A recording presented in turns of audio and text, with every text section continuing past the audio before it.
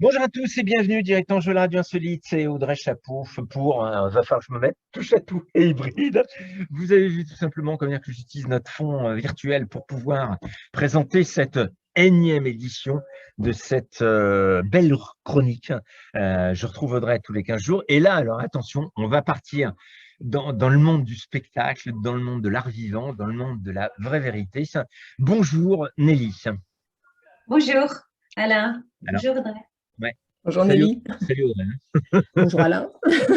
Alors, on a une tradition, Nelly, c'est simplement, comment dire, que moi j'aime bien me défausser dès qu'on commence, et c'est en général pour la valoriser comme il le faut que je laisse Audrey présenter notre invité du jour.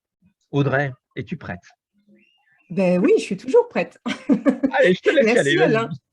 Donc aujourd'hui, pour notre découverte et d'une personnalité et d'un métier atypique, rare en tout cas, nous avons le plaisir d'accueillir Nelly Saunier, qui est artiste plumassière. Donc, métier rare, voilà, qui ne court pas les rues. On va en savoir un petit peu plus dans les dizaines de minutes qui viennent. Donc, artiste plumassière, ça veut simplement dire qu'elle travaille à partir de plumes. Et donc là, voilà, ce qui est fantastique quand on regarde ses œuvres, ses créations, enfin, moi je me suis régalée notamment en allant voir son site, découvrir page après page tout ce qu'on pouvait faire avec des plumes. C'est que il y a plein de registres dans lesquels ce métier peut être mis en valeur, où on peut se rendre compte de toute la quantité de couleurs, de captation de la lumière, de texture, et encore, c'est que sur écran. Donc, voilà, je serais très curieuse d'aller voir une exposition en présentiel pour me rendre compte autrement. Donc, Nelly, artiste plumassière, maître d'art en 2008, qui travaille aussi bien pour la haute couture, la haute joaillerie, le design, qui a aussi fait des créations en son nom dans d'autres registres, et qui est l'une des rares en France, en tout cas quand elle a commencé, elle va nous expliquer ça un petit peu plus précisément, lorsqu'elle a commencé, c'était un métier qui était orphelin, qui allait mourir ou qui allait disparaître, et elle est l'une des personnes qui a aidé ce métier à renaître et à se remettre au goût du jour par rapport à l'époque actuelle, par rapport à ce métier extrêmement ancien et traditionnel qui avait été perdu de vue pendant quelques décennies. Donc, pour la rubrique touche à tout et hybride, ce qui m'intéresse tout particulièrement, c'est de savoir comment on rentre dans ce type de métier-là, qu'est-ce que c'est, quel est l'éventail de possibilités qu'offre ce métier et ce monde, cet univers-là, et puis de montrer que même, puisqu'on a déjà eu des invités dans le monde des métiers d'art, mais là, ça donne une autre visibilité sur des métiers très peu connus, mais qui ont pourtant énormément de débouchés possibles, actuels et à venir. Donc, je suis ravie, très curieuse et impatiente d'écouter Nelly sur son parcours et sa passion, parce que c'est vraiment, enfin, on a échangé un petit peu avant aujourd'hui, et ce qui ressort, c'est que c'est vraiment, elle est au service des plumes. En tout cas, c'est l'impression que ça m'a donné. C'est vraiment un métier passion. On ne peut pas faire ça à moitié. Donc, voilà, je vous laisse découvrir tous ces registres-là. Alain aussi, j'imagine que tu vas avoir plein de questions. Avant de te laisser la parole, Nelly, moi je tenais à signaler qu'il y a quand même quelque chose d'assez incroyable qui vient d'arriver, puisque étant en partenariat avec Philapost depuis des mois et des mois, j'ai découvert qu'en fait, le 24 septembre, eh bien, un timbre-poste sur le métier de plumassier était sorti. Alors, je vais être un peu basique et je tiens à m'en excuser, mais pour ouvrir, c'est quoi est-ce qu'on dit plumassier ou plumassière déjà? Et c'est quoi ce métier-là? Alors, je ne sais pas si c'est une question qui m'est posée directement, mais enfin, ça semble être le cas. Qu'est-ce que le métier de plumassière comment déjà, c'est un métier, comme disait Audrey, qui remonte à la haute antiquité. Quelquefois, on peut s'imaginer, quand on regarde les casques des Gaulois, les petites ailes sur le côté. J'ai jamais pu prouver ou trouver des informations sur ça, mais disons que l'homme et la parure, c'est quelque chose qui l'a accompagné ici et ailleurs, dans bien sûr, différents pays, dans le monde entier. L'oiseau existe. L'oiseau a provoqué chez l'homme un désir profond qui est très simple, celui de voler, de voir plus haut, de distinguer les choses avec une très grande acuité. Hein. Plus on avance dans la recherche et dans la connaissance des oiseaux, plus on se rend compte que certaines espèces ont bien sûr, comme tout à chacune, des capacités particulières et notamment pour tous les oiseaux de proie, une vision extraordinaire et puis une capacité à aller au-delà de ce que nous, on pourrait découvrir. Bien sûr, maintenant, nous, on a créé des avions qui s'envolent, etc. On peut voir les choses vues de haut. Mais le métier lui-même est né petit à petit au travers des rencontres, au travers de tous ces symboles et de tout ce savoir, en fait, pour parer l'individu. Donc, qu'est-ce que ça veut dire, parer l'individu? Ça veut dire se distinguer les uns des autres. Soit pour valoriser la capacité de cette personne à être le plus fort, le plus grand, le plus intelligent, enfin bref, tous ces qualificatifs. Et de là est née la parure, mais par exemple, le valeureux guerrier qui monte à 5000 mètres d'altitude et qui va tuer l'aigle dans son nid, c'est déjà une prouesse physique. Ensuite, c'est une prouesse technique de le tuer, par exemple, s'il s'agit de le tuer ou de récupérer ses plumes, en tout cas. Et donc, ça prouve à sa communauté, en tout cas aux membres de son entourage, ce dont il est capable. Et ça, déjà, ça le distingue des autres. Ça montre sa valeur, son pouvoir, sa capacité. Bien sûr, ce sont les chefs, les rois, les détenteurs de pouvoir qui ont été principalement ornés de plumes. Et ça, vraiment, si on prend différentes régions comme l'Amazonie, sans parler des peuples premiers, et de la parure et de la parade qu'ils font avec les plumes, puisque des fois, ils imitent les oiseaux tout simplement pour leur beauté. D'autres sont ornés de pouvoir et de symboles représentant des fois que le masculin. Hein. Les papous, par exemple, se parent de plumes, mais les femmes n'ont pas du tout le droit d'être parées, ni leur reconnaissance dans leur société n'est valorisée par quelque parure que ce soit, ce qui est très différent dans notre société à nous. Nous, les femmes sont parées de bijoux, de pierres précieuses, etc. Enfin, tout ça s'est mêlé forcément à l'histoire de nos mondes, de nos sociétés. Et donc, ça crée un terrain propice pour des discussions, en tout cas. Et pour en revenir à ce savoir-faire particulier, qui a eu ses heures de gloire, comme en 1900, on va dire les années 1920, même 1900, c'est l'apogée de la plumasserie. Si on regarde historiquement quelques photos de cette époque ou quelques gravures, on va se rendre compte que tout homme et femme étaient déjà chapeautés, un chapeau, une parure, une coiffe sur la tête, et qu'elle était souvent agrémentée de plumes. Tout ça, ça serait très long si je commençais à raconter un peu l'histoire de la parure, mais il faut m'arrêter en route. parce que voilà, ce sont des sujets qui sont aussi hyper importants et puis qui ont, sur mon chemin professionnel, été indispensables par rapport à cette connaissance d'un métier qui était, comme vous disiez tout à l'heure, Audrey, orphelin. Quand moi, j'ai décidé de faire ce métier à 14 ans, j'ai rencontré une section dans un lycée professionnel à Paris, qui est une section unique en France, qui l'est toujours parce que les statuts n'ont jamais changé, l'éducation nationale n'en a jamais changé les statuts et ils sont gardés cette capacité à être juste à Paris. On ne peut pas aller faire de la plumasserie, apprendre dans une autre école en France, ni en Europe, apparemment. Bien qu'en Angleterre, en Espagne et dans des pays limitrophes, il y a aussi l'art de la plume peut être représenté. En tout cas, le métier peut être présent, comme je pense aux cours d'Angleterre où on a comme image facile comme ça pour se rappeler la reine d'Angleterre et ses chapeaux, les parures de mariage, enfin, peu importe. Tout ça, sont des petites références plus faciles d'accès pour un large public, en fait. Dès qu'on rentre dans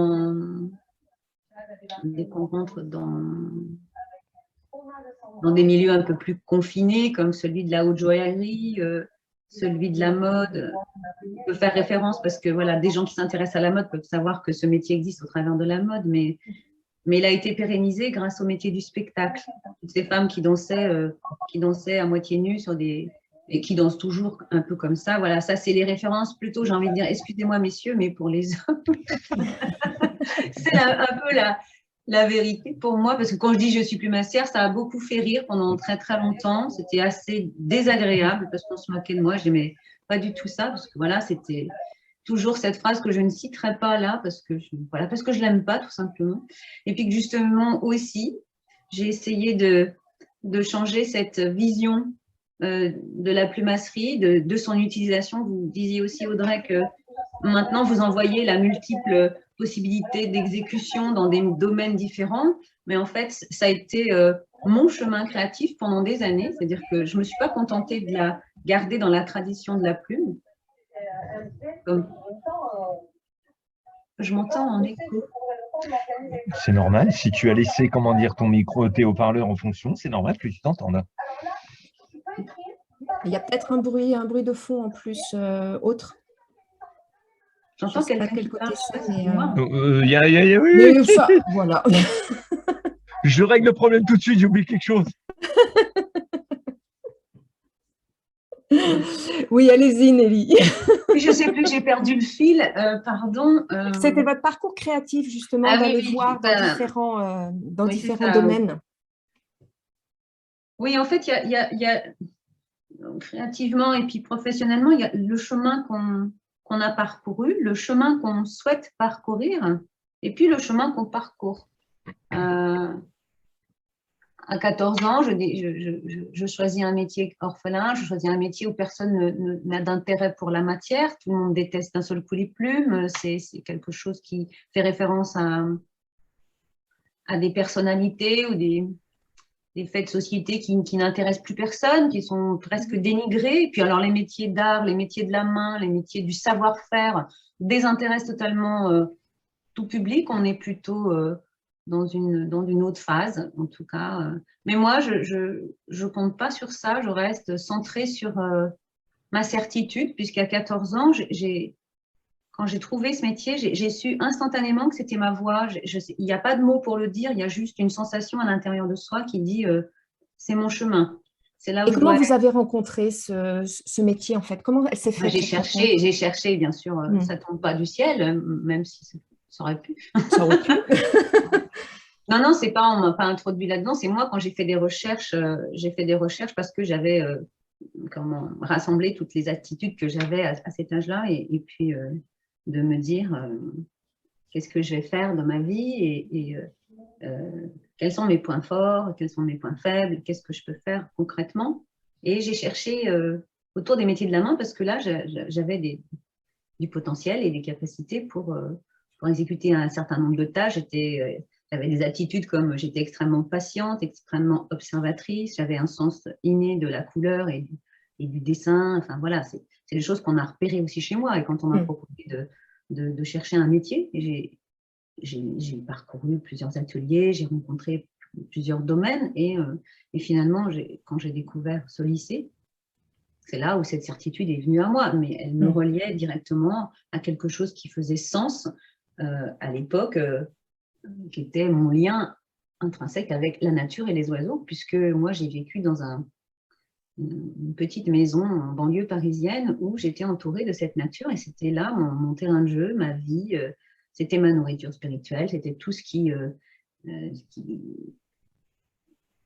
nourrissait en fait au quotidien et c'est toujours d'ailleurs ces choses de l'enfance qui nous reviennent, même si on n'en a pas conscience, elles reviennent rejouer leur rôle. Créativement, j'entends, c'est fort par rapport à la couleur, c'est des choses qui m'ont nourri et qui me parlent aujourd'hui de ce que je fais en fait.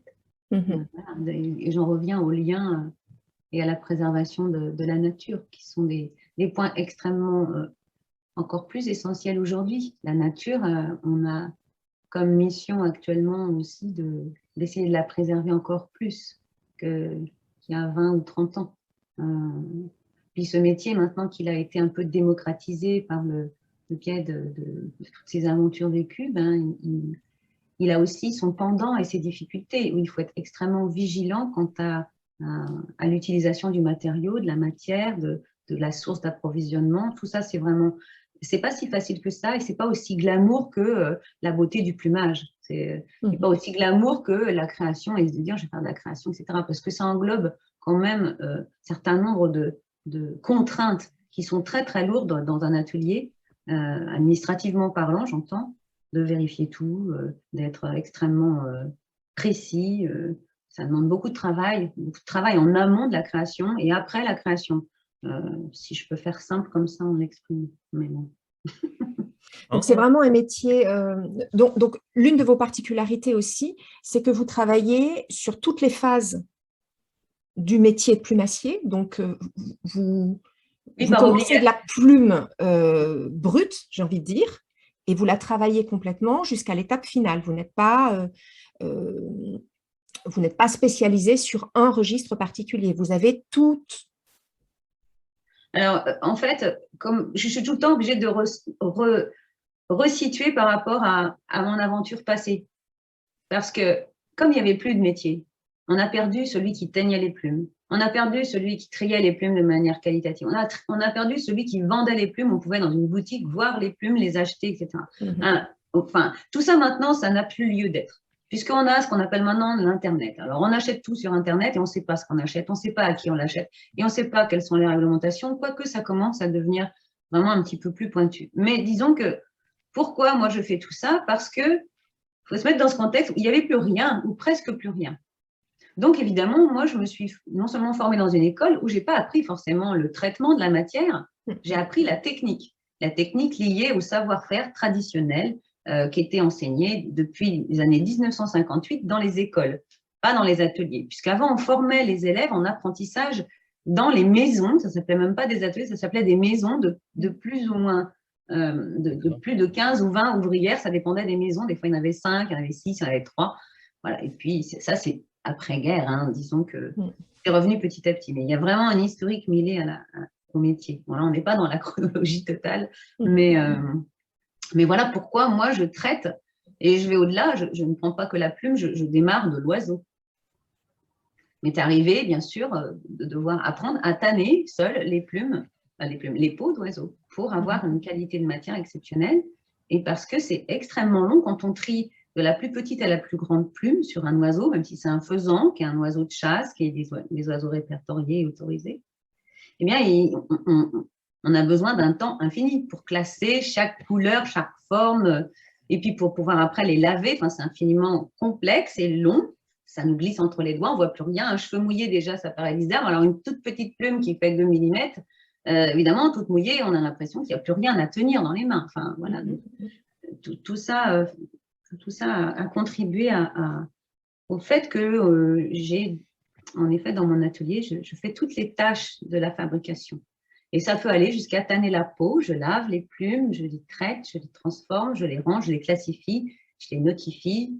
Et après, je fais la création, la source, le dessin, la réalisation finale. Ou avec une équipe, quelquefois, ça m'est arrivé de travailler en équipe, d'avoir du personnel pour m'accompagner dans mes projets, de leur apprendre, bien sûr.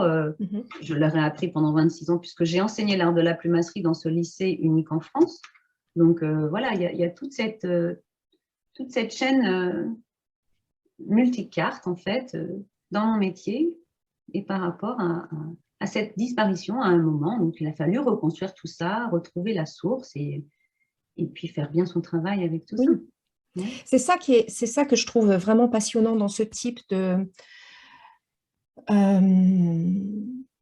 d'expérience et de voyage de vie en fin de compte. C'est avec ces métiers qui sont soit qui ont disparu, soit qui étaient sur le point de disparaître, c'est qu'on est obligé de revenir sur absolument toutes les étapes, d'expérimenter tout un tas de choses. Enfin, on l'a vu, là vous parlez des plumes, moi ça me fait penser notamment à ce qui se passe depuis quelques décennies aux îles Marquises avec le tatouage, où ça avait complètement disparu, on ne comprenait plus le langage du tatouage, on ne savait plus comment on faisait les encres, avec quelle technique. Enfin voilà, il y a plein de métiers comme ça, ou de pratiques, de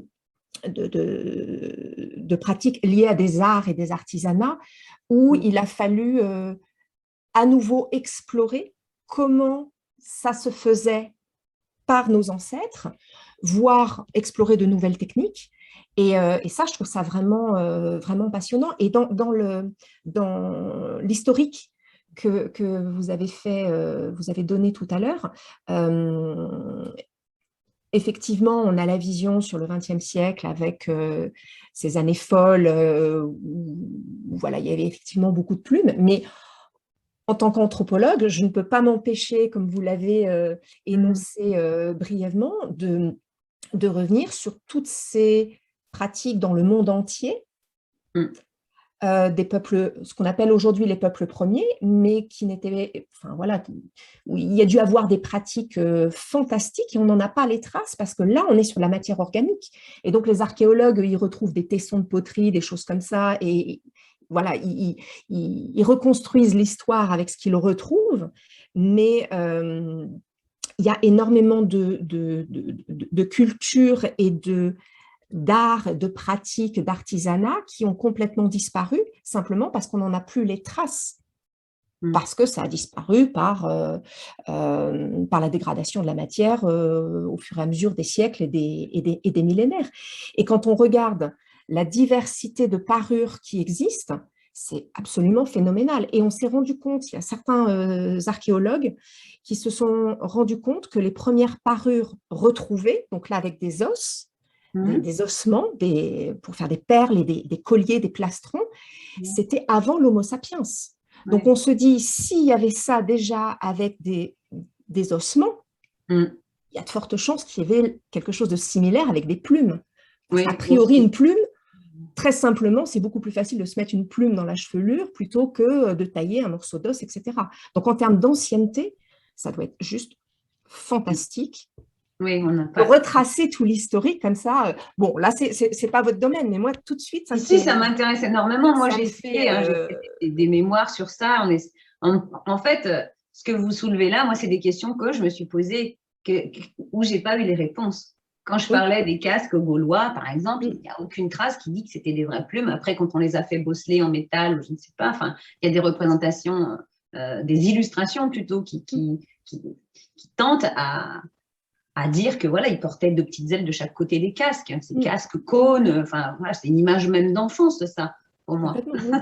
et ça rentre dans la vie en général, mais bien sûr que l'animal, moi je pense que l'animal il a fasciné l'homme depuis très très longtemps. L'oiseau, j'entends. Oui. Et puis il y avait certainement des types de communication très particuliers que nous on a oubliés aujourd'hui, mais qui font que, effectivement, pourquoi prendre une plume de hara, une plume d'aigle ou une plume de pintade? On n'est pas du tout sur les mêmes registres et la signification, le symbole n'est pas du tout le même. Si je parle par rapport au peuple premier. Donc, aujourd'hui, comment ça se passe pour vous avec, en plus de ça, la législation, certainement pour certains oiseaux, enfin voilà, il y a des espèces protégées, il doit y avoir en plus de ça pas mal de vide juridique avec certaines espèces. Comment ça se passe pour vous dans la recherche de plumes? Qu'est-ce qui fait que vous avez plus de demandes de travailler certaines plumes par rapport à d'autres? Est-ce que c'est vous qui proposez? Est-ce qu'on vous demande, voilà, moi je voudrais un travail avec des plumes de tel type de couleur ou tel type de reflet, d'éclat à la lumière? Comment ça se passe? Et comment vous êtes là aussi certainement en conseil, certainement auprès ou des joailliers ou des couturiers ou autres avec lesquels vous travaillez sur non, ces plumes-là, on n'a pas le droit, celle-là, ça peut se faire que d'une autre manière? Alors là, c'est pareil, hein, c'est une histoire de 20 ou 30 ans de travail, donc forcément… Vaste sujet. Oui, c'est un vaste sujet, et puis il a fallu le faire redécouvrir, j'ai envie de dire. Redécouvrir ou montrer les choses d'une autre manière. Bien sûr, quand on vient vers moi et qu'on ne sait pas forcément ce qu'on peut faire avec des plumes, c'est parce qu'on ne sait pas comment les travailler. Donc évidemment, on s'adresse à quelqu'un qui en maîtrise le savoir, qui en a la connaissance la plus approfondie possible, évidemment, et puis c'est la mission de cette personne qui va devoir façonner et travailler la plume. Ça fait partie du métier lui-même. Enfin, que ça soit un artiste contemporain, enfin un artiste plasticien ou une artiste plumassière ou un artisan, parce que le terme qu'on emploie, il est libre à chacun. Le mot plumassier, en fait, dans le dictionnaire, il n'a jamais bougé. Il est resté… les plumassiers je crois que c'est les dernières nominations, ça s'appelait Bouquetier, enjoliveur des faubourgs et prévicomtes de Paris. Bouquetier, panachier, enjoliveur des prévicomtes et faubourgs de Paris. Donc, ce n'était pas un titre qu'on allait avoir comme ça. Il fallait 7 ans de compagnonnage, faire 3 ans d'apprentissage et puis créer pendant 1 an un chef-d'œuvre pour avoir le titre de plumassier, bouquetier, panachier, enjoliveur de la cour et prévicomte des faubourgs de Paris. Donc, c'était tout sauf un métier qui était de dernière zone, c'était un métier dans les 5 domaines les plus importants de l'époque.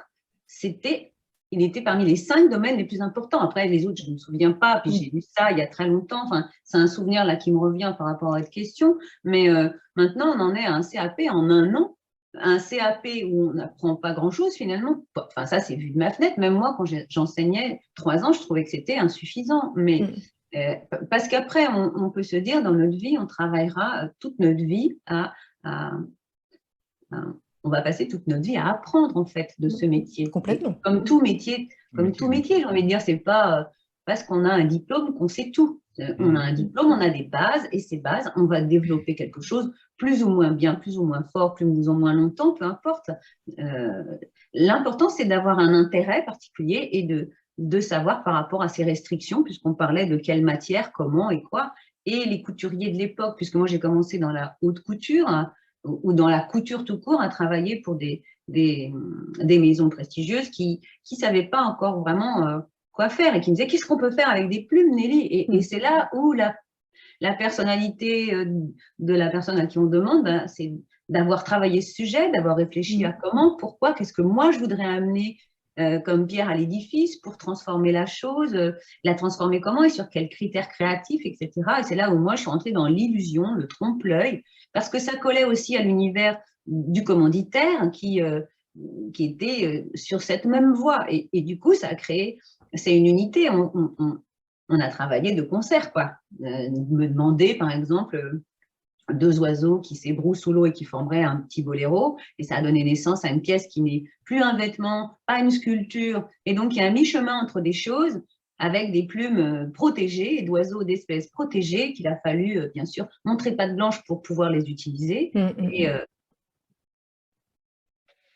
Nelly, quand je t'entends, j'ai l'impression qu'en fait, les plumes, c'est partout, quoi. Comme tu dis, c'est les pigeons, mais ça peut être…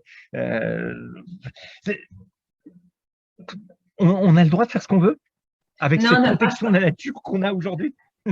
Non, c'est le petit point étoilé que j'essayais d'annoncer tout à l'heure. Je ne veux pas non plus être dans quelque chose de complètement rigide, mais disons que c'est important. Excuse-moi Nelly, par rapport à ton métier, est-ce que c'est une vraie contrainte aujourd'hui de ne pouvoir faire… Ouais, vas-y. C'est une vraie contrainte.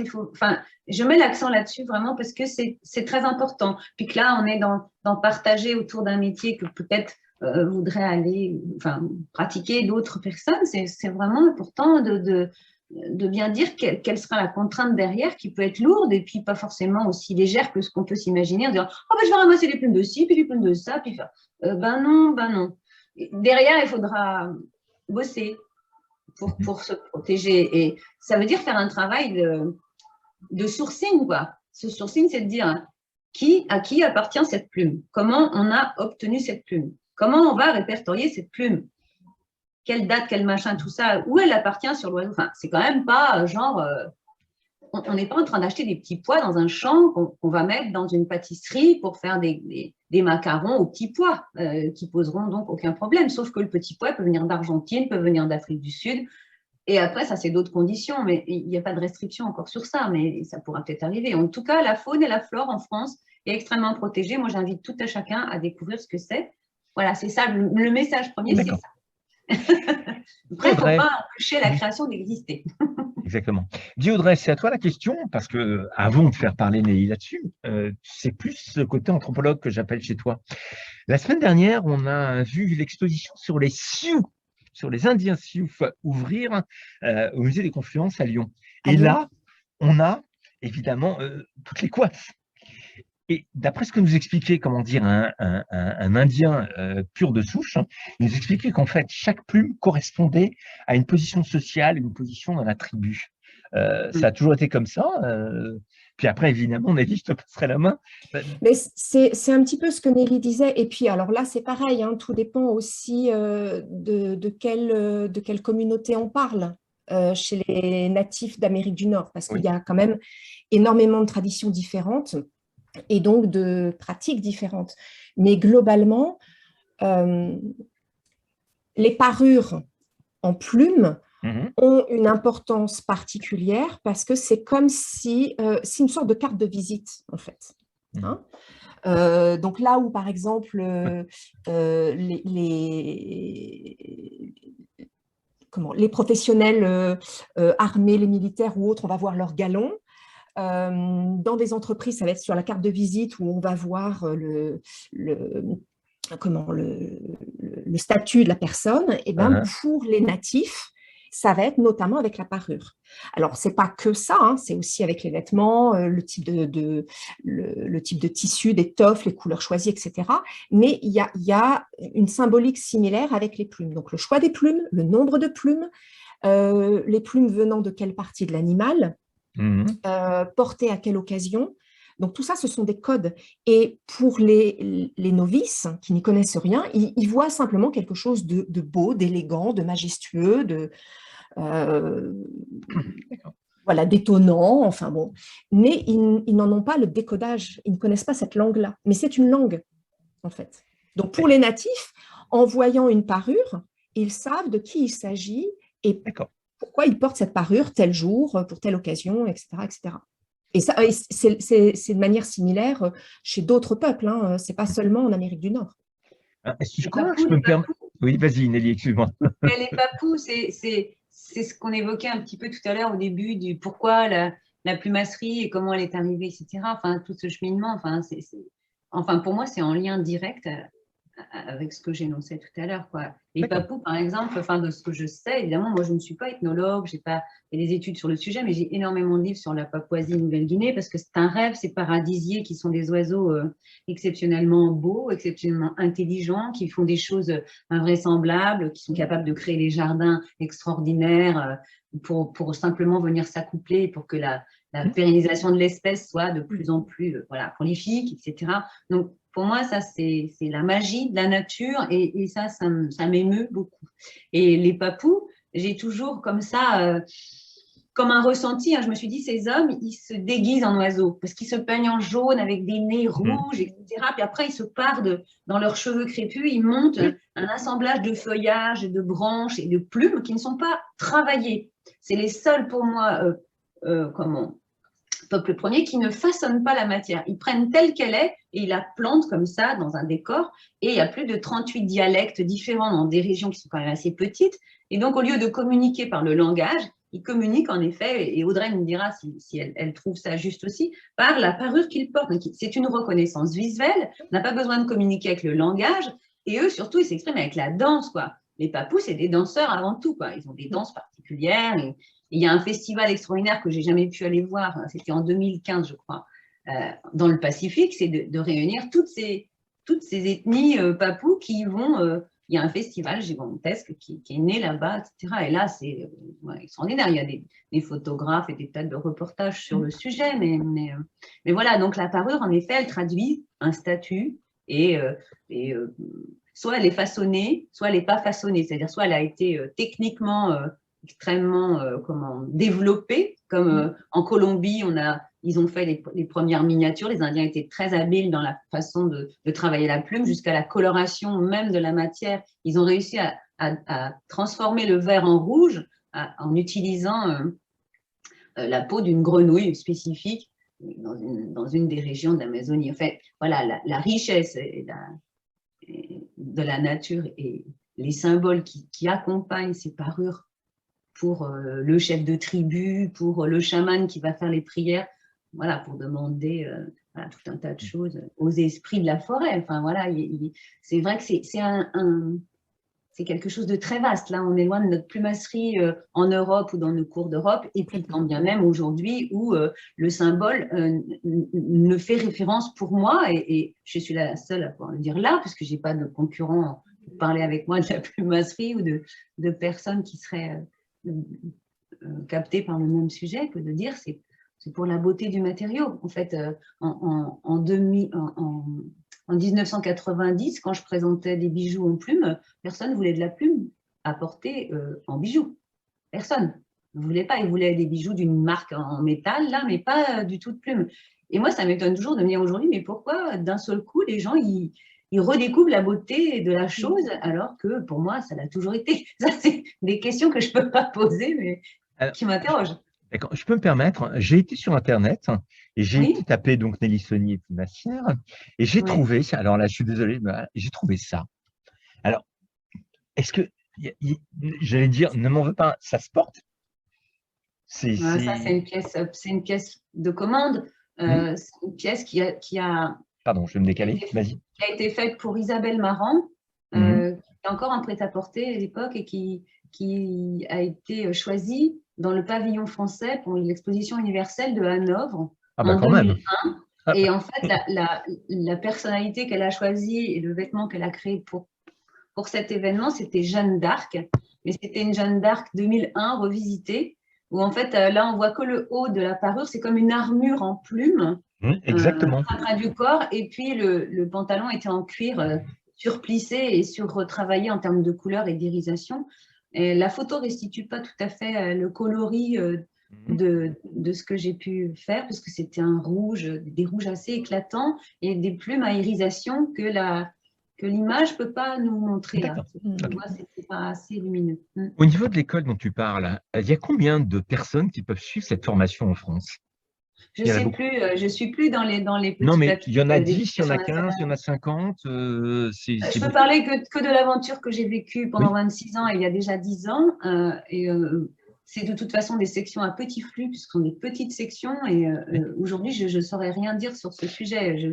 Moi, j'ai enseigné à 3 niveaux en même temps dans ma classe pendant pas mal d'années. Et il y avait première année, deuxième année, troisième année. Après, c'est passé à 2 années.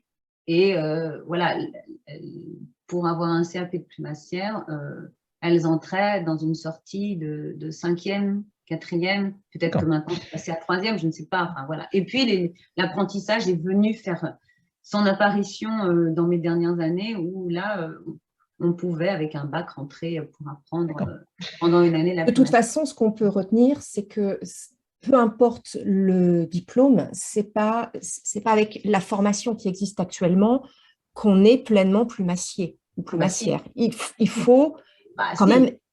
Si, c'est la seule et unique école en France qui donne un diplôme de plumasserie. Après, oui, mais on peut être autodidacte. On n'a pas fait le tour du métier en l'espace de 2 ans, 3 ans, 4 ans. Il faut quand même beaucoup plus de temps pour…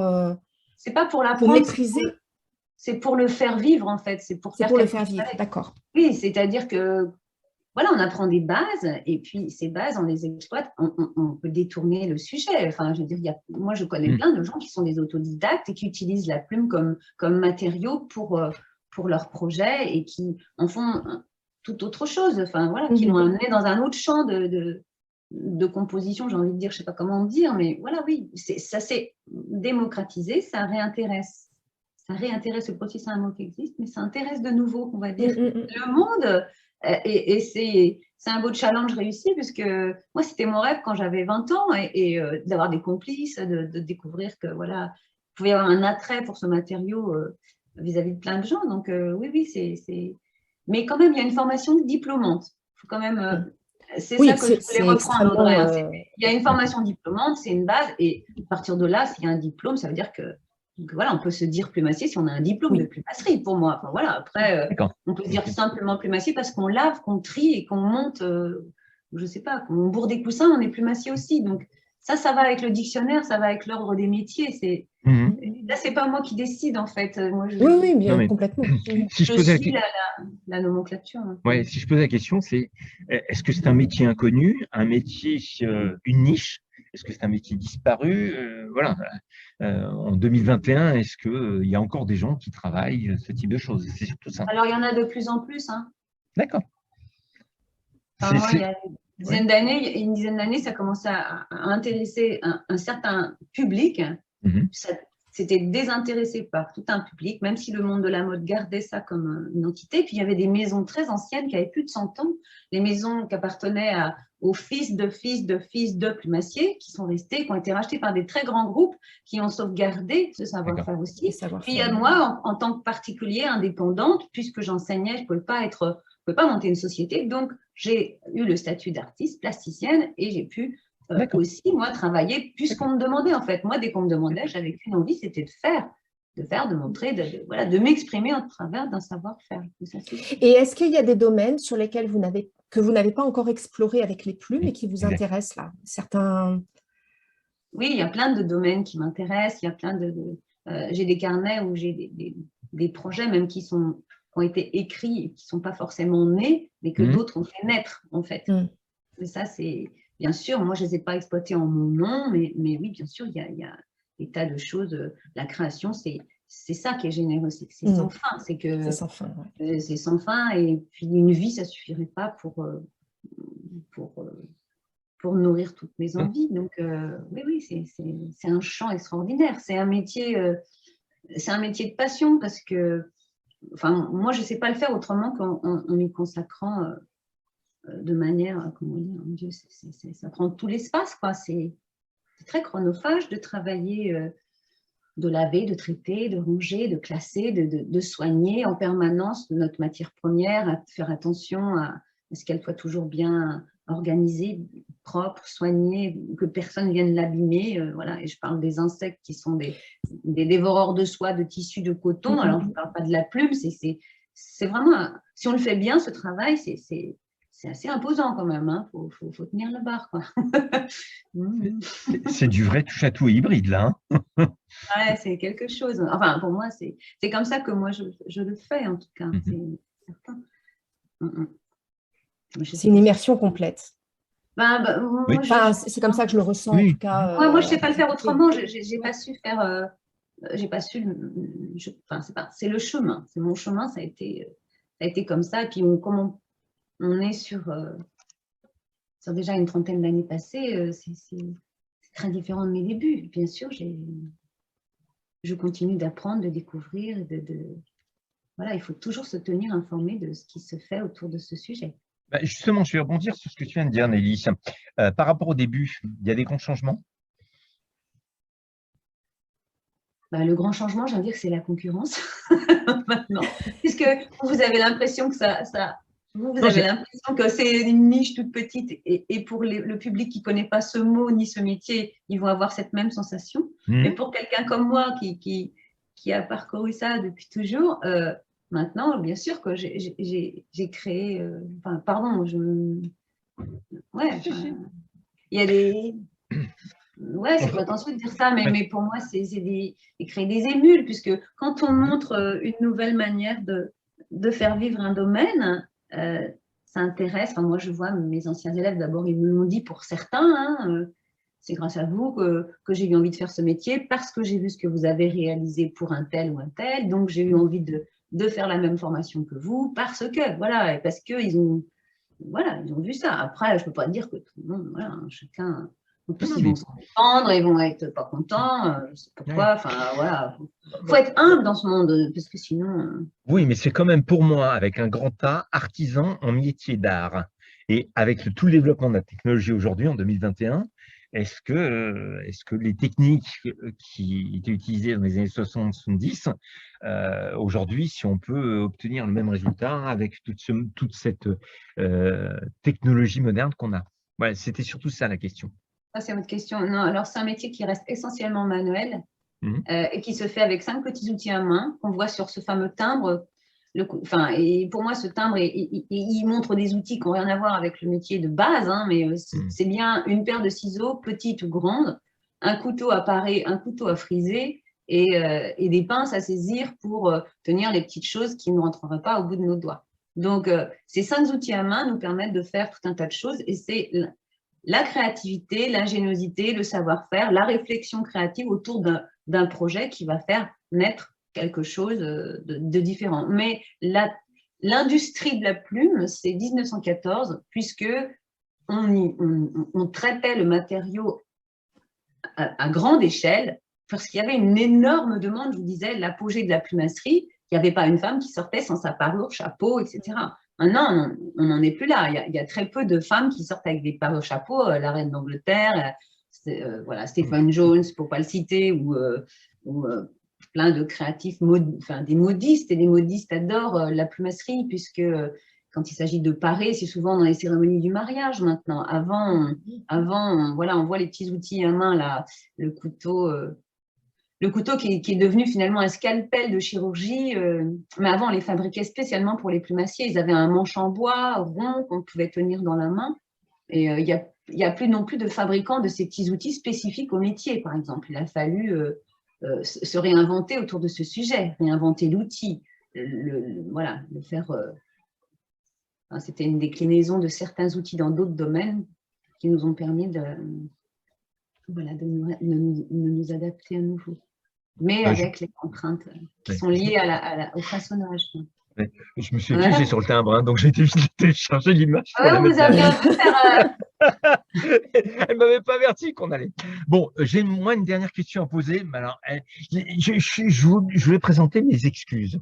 Est-ce que c'est plus un métier féminin par cette, c'est pas la technicité, mais surtout cette finesse, comment dire, cette manière de voir les choses, de concevoir. Est-ce que c'est plus un métier féminin qu'un métier masculin? Alors, à cette question, premièrement, je dirais, alors il y a justement le passé, parce que c'est un des métiers où le nominatif plumassier et plumassière existe depuis très longtemps, puisque les plumassières étaient les petites ouvrières, c'est-à-dire les petites mains qui façonnaient et fabriquaient, pour les plumassiers qui étaient soit des revendeurs de matière, soit des revendeurs de création faites par les petites mains. Donc, plumassier, c'est lié à notre société, à la place qu'occupaient les hommes et à la place qu'occupaient les femmes. Aujourd'hui, il n'y a pas de distinction. Moi, j'ai enseigné 26 ans, j'ai enseigné à 5 garçons par rapport à tout le reste qui serait des filles. Donc, si on fait 15 élèves par an à raison de 26 ans et 5 garçons, ça fait, je ne sais pas calculer le pourcentage, ça fait très peu d'hommes. Mais ça ne veut pas dire pour autant qu'il y a moins de sensibilité chez un homme que chez une femme. Pour moi, il n'y a pas de calcul possible pour ça. C'est une histoire de sensibilité, d'appétence, d'envie, voilà, moi, les garçons à qui j'ai enseigné, ou même ceux à qui je n'ai pas enseigné, et que je vois travailler la plume, sont des gens qui ont surtout une sensibilité particulière, quoi. Après, ils sont peut-être plus entrepreneurs, quoique ce n'est pas tout à fait vrai, mais non. Vraiment, moi, de moins en moins, je sens la différence entre le chef et les exécutantes, mais il y a toujours, voilà, si c'est un homme qui a monté un atelier, il va quand même faire travailler des jeunes femmes ou pas, mais il va faire travailler des jeunes femmes, ça c'est sûr, par contre. Il ne va pas faire travailler, c'est pas parce que c'est un homme qui va faire travailler un troupeau d'hommes plumassiers. Il va faire travailler un troupeau. Pardon hein, pour le terme, c'est pas joli du tout. Je m'entends parler, là, je me fais horreur. Non. Déjà, il va faire travailler des personnes compétentes et passionnées. Pardon. Ah, c'est sûr. Des personnes voilà. Compétentes, des fois pas, mais qui va former pour une compétence. Qui vont apprendre. Qui vont apprendre. Et puis, après, c'est vraiment une histoire de sensibilité. Il y a beaucoup de ces jeunes-là qui me disent, par exemple, que ne devient pas plumassier qui veut. C'est comme s'il y avait quelque chose en soi qui fait qu'on a toutes les aptitudes pour l'être. Ou pas. Oui, ou pas. Et les aptitudes, c'est la finesse, le raffinement, la couleur, le sens aigu du volume et de la matière. Et c'est une histoire de ressenti. C'est comme, je ne sais pas, ceux qui écrivent gros ou ceux qui écrivent petit. Voilà, c'est un signe de la personnalité, en fait, vous voyez. D'ailleurs, quand je donnais un exercice commun à tous mes élèves, je pouvais lire en chacune des réalisations la personnalité de chaque élève dedans, même si le sujet était commun, avec des codes précises, parce que, voilà, on a beau dire c'est 1 cm tous les 1 cm, la main ne va pas le faire de la même manière, le cerveau, l'interprétation, le choix de la plume, de découper comme ci, de serrer comme ça va être la même base et le même critère, mais la réponse et la réalisation finale va être différente et à l'intérieur de ça et à la personnalité de l'individu. Donc, c'est la générosité des métiers dits de la main, c'est la force aussi de cette interaction entre individu, main, cerveau, réalisation avec une matière qui crée voilà, des choses souvent exceptionnelles. Voilà. Et c'est là qu'on reconnaît la main de chacun, en fait. Le tour de main de chacun, la personnalité. Ça part d'un tour de main de chacun. Après, on peut travailler à la chaîne, et ça se faisait comme ça aussi par le passé. Les autruchiennes ne travaillaient que l'autruche, avaient une maîtrise de l'autruche, du fendu d'autruche, du frisage d'autruche, ce qui était exceptionnel, parce qu'elles faisaient que de l'autruche. On appelait ça dans le métier des autruchiennes. Aujourd'hui, on ne dit pas des autruchiennes. Il n'y en a plus que dans une seule maison, c'est la maison Février, qui est rachetée par le Moulin Rouge et qui fait des parures pour le spectacle. Et voilà, moi, c'est un trésor pour moi. En France, on a encore… et c'est ces femmes-là qui devraient enseigner aussi cet art particulier qu'elles ont appris, transmettre ça. Pas que moi, voilà, moi, par passion, je l'ai fait, mais il y a plein d'autres gens, des ouvrières d'ateliers qui ont plus de 40 ou 50 ans de métier, qui ont des trésors dans les mains. Voilà, et toute personne voilà, à sa pierre à monter à cet édifice. Oui, je pense que c'est très généreux. Pardon, je me suis… Non, mais moi, je garde simplement le coup des troupeaux masculins, ça j'ai adoré. Il est venu le moment de dire merci à Nelly. Petite clôture peut-être, Audrey? Ben, moi, comme d'habitude, je suis frustrée parce que j'aurais envie de continuer pendant des heures sur tout un tas de sujets liés à la plume et au métier, au geste. Voilà, métier de la main, la notion de geste. Il y a une phrase que je trouve sur le site de Nelly que je trouve fantastique, si j'ai 10 secondes pour la lire. La main est un langage qui souligne l'intelligence du geste, soutenue par le rythme et animée par la pensée. Elle crée notre monde d'expression. L'esprit la guide, il lui montre le chemin. La main prolonge l'idée et la fait se révéler. Elle porte en elle nos secrets éphémères et seule la magie du geste a le pouvoir de nous donner des ailes. C'est sur le site de Nelly. Et ça me plaît beaucoup parce que ça résonne énormément avec des sujets qui me sont chers, qui sont le retour au corps, la fabrication de la matière, enfin, voilà, travailler la matière, la notion de geste métier, tout un tas de sujets que j'ai abordés, moi, dans mon premier livre, L'esprit des mots, sur justement ce qui fait que notre société actuelle est aussi en décalage, un peu perdue. C'est aussi parce qu'elle a perdu son rapport au corps, à la main, aux gestes, que ce soit des gestes très anciens ou des gestes nouveaux à inventer, mais c'est ça aussi qu'elle a perdu. Et donc, en écoutant Nelly, il y a tout l'aspect de plume, et pour moi, évidemment, anthropologie, parure, etc., avec ce que je connais de ce domaine-là, même si ce n'est pas ma spécialité, mais il y a aussi tout ce rapport à la main, au geste, à l'immersion dans quelque chose qui fait qu'on a un rapport différent. En fait, on devient presque… Nelly ne l'a pas dit comme ça aujourd'hui, mais je l'ai entendu de tellement de personnes. C'est comme si on devenait l'instrument, le révélateur de la matière que l'on travaille, d'une certaine manière. Et en fait, il y a tout ça que j'entends, ou je soupçonne en filigrane, et c'est ça que je retiens. D'être au service des plumes, de l'art de la plume. Et je mettrai de toute façon, enfin nous mettrons, Alain et moi, sur nos sites respectifs, différentes photographies avec un petit panorama, un petit échantillonnage des créations de Nelly, et puis les références évidemment, et son site. Et j'invite tout le monde à aller regarder ça un petit peu plus près. Et j'espère que ça va donner des idées à tout un tas de personnes, que ce soit pour une vocation ou pour explorer cet environnement-là, en tout cas. Merci infiniment, Nelly. Merci à vous. Merci, Nelly. Merci.